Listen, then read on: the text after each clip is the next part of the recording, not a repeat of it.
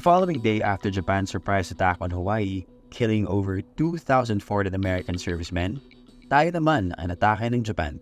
The Philippines was a US territory at the time, and the attack on us was a clear act of war against the United States.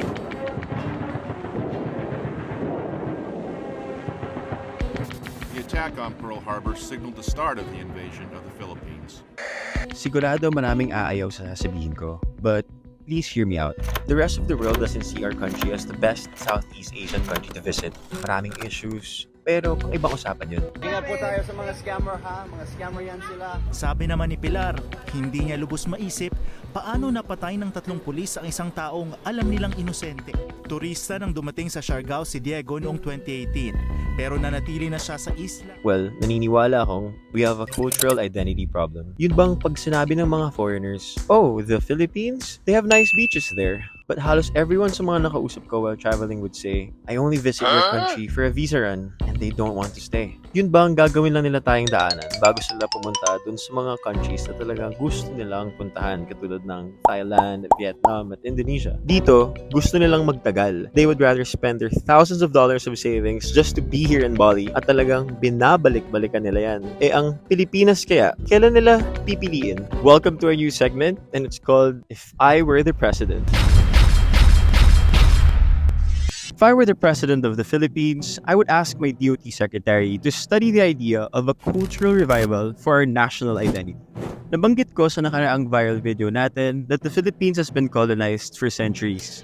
Alam mo, travelers flock to Thailand because even though Bangkok and the Thais are highly modernized, you can see their distinct character from their amazing temples, the way they bow down when they say kapung kap, their attires, and so on. Japan as well. No matter how first world they are, we know that their national identity is the kimono, the sakura, the combo of sushi and ramen, and their jaw-dropping animes.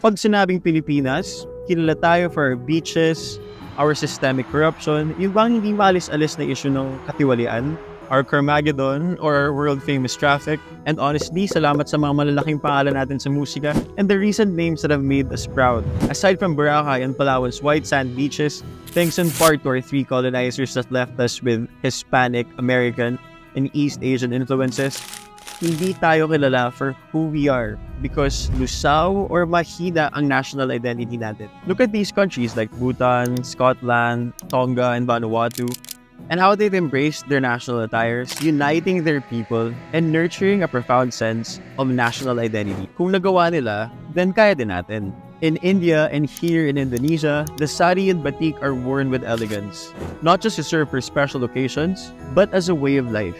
Pag pumunta ka ng Bali, ang daming nakasuot ng ganito dito. And this is their Hindu dresses for men and women. Hindi man ang lahat, pero marami kang makikitang nakaganito almost every week. So, this is the plan. For example, the Greater Manila area could have a united look.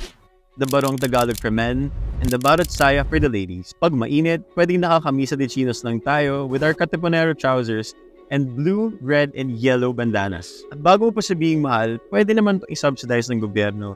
Pwede itong gawing project ng DOT, DepEd, or public-private partnerships with companies para hindi tayo gagastos mismo. Pwede rin itong gawing parte ng school uniform codes at official government attires. Now imagine yourself as a traveler from South America this time at paano mong bumisita sa Northern Luzon naman. Pagdating mo sa Vigan, naabutan mo yung linggo na yun, ay scheduled pala kung saan ang mga babae ay nakapang Maria Clara at ang mga lalaki ay nakapang Ibarra.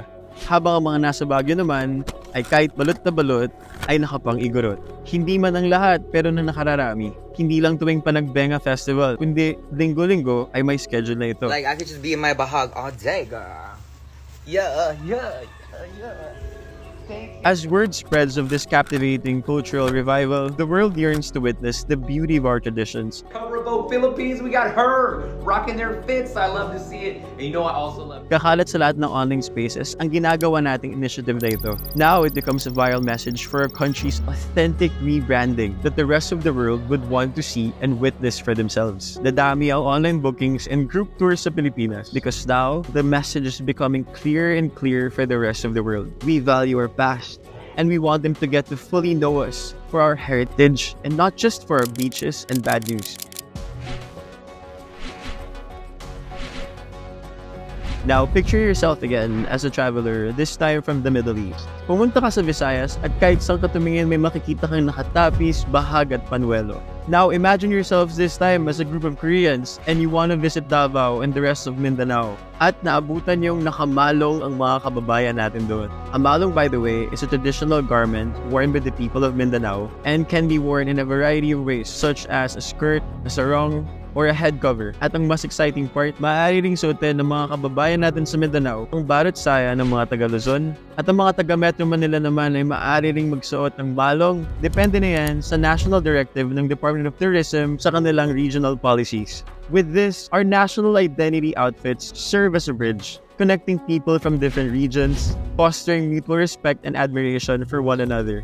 We may be forever divided by our season archipelago, but once this is launched, our shared Facebook videos and pictures will bring us together. And this weekly or monthly campaign will give us Filipinos a new kind of conversation to talk about. With this, national and local tourism will soar to new heights, offering foreign visitors an immersive experience like no other. A journey through time and many cultures that only the Philippine Islands can offer. And ang tanong, kailan natin pwedeng simulan to?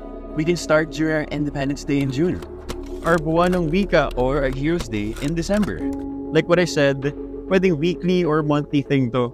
But I propose that this becomes a stable, and steady part of our efforts for a sustainable tourism campaign. The amazement and awe which the foreigners will get from seeing this on a regular basis is what's going to be passed around by word of mouth around the world. Dapat silang mamangha.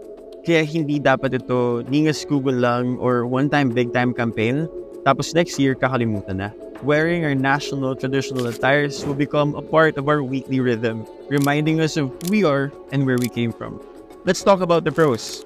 Garment manufacturers of Barot Saya, Malongs, Bahags, and Barong Tagalogs will have a new wave of customers. Even our neighborhood mananahe will suddenly have a new source of income from both us and the foreigners who wish to have their own Filipino attires made for themselves as souvenirs. Our communities will have something exciting to look forward to every week as we go back to our more simple traditional days, and hope to see many kids can now start playing even the old Pinoy games like Tumbang Preso of the past. Now let's talk about the cons. Well, dagdag gastos, oo. But I do believe that if the government has enough funds to let corruption continue to happen, I don't think a national cultural attire campaign funded by our taxpayers' money can hurt.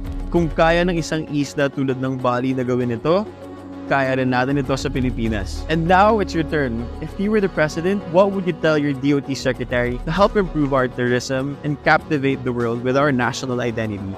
Comment below and share this to your friends.